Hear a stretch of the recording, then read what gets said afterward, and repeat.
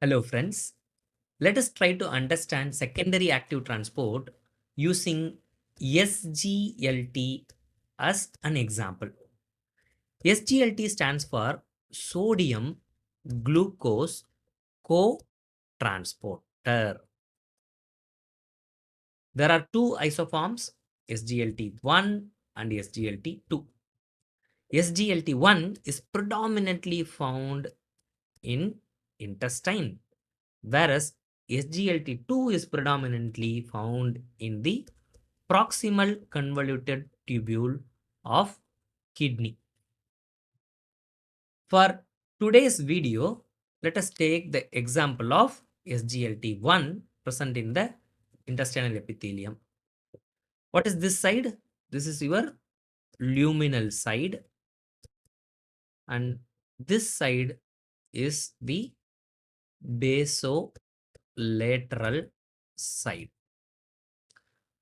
For the ease of understanding, let us take only one intestinal epithelial cell, remove the nucleus, and what is this? This is your lumen, right? Glucose is going to enter from luminal side. Can glucose enter alone? No. The transporter name is what? SGLT, sodium. So sodium has to enter along with glucose, right? So the glucose enters the intestinal epithelial cell and it has to be distributed all over the body, right? So it has to exit via the basolateral side through glucose transporter 2, right? So what kind of transport GLUT2 is?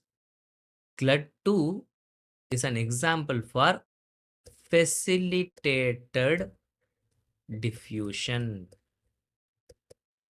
right? So from high concentration to low concentration, that is diffusion, right? So this is downhill movement. This is what? Downhill movement along the concentration gradient. So facilitated diffusion by GLUT2 is along the concentration gradient, whereas SGLT is against the concentration gradient. That is why SGLT is an example for secondary active transport. So active transport means against the concentration gradient. That you know. So why it is secondary, that we will discuss.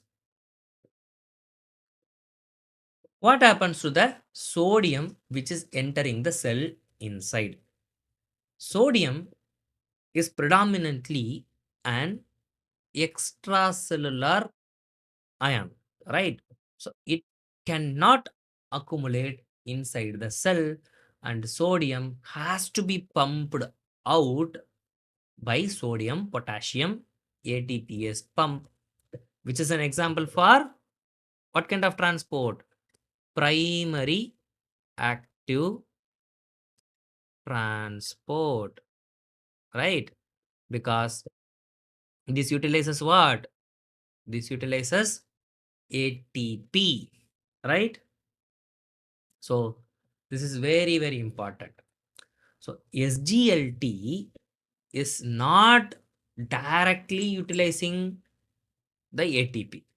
SGLT is not using ATP, but it uses the electrochemical gradient which is created by your sodium potassium ATPase pump. That is why SGLT is an example for secondary active transport. Is this clear? Next time, whenever you drink oral rehydration solution, think about sodium and glucose, right? So in ORS, along with glucose, there is presence of sodium because they enter together. And along with sodium, whenever sodium also enter, there will be water entry also. So there is rehydration.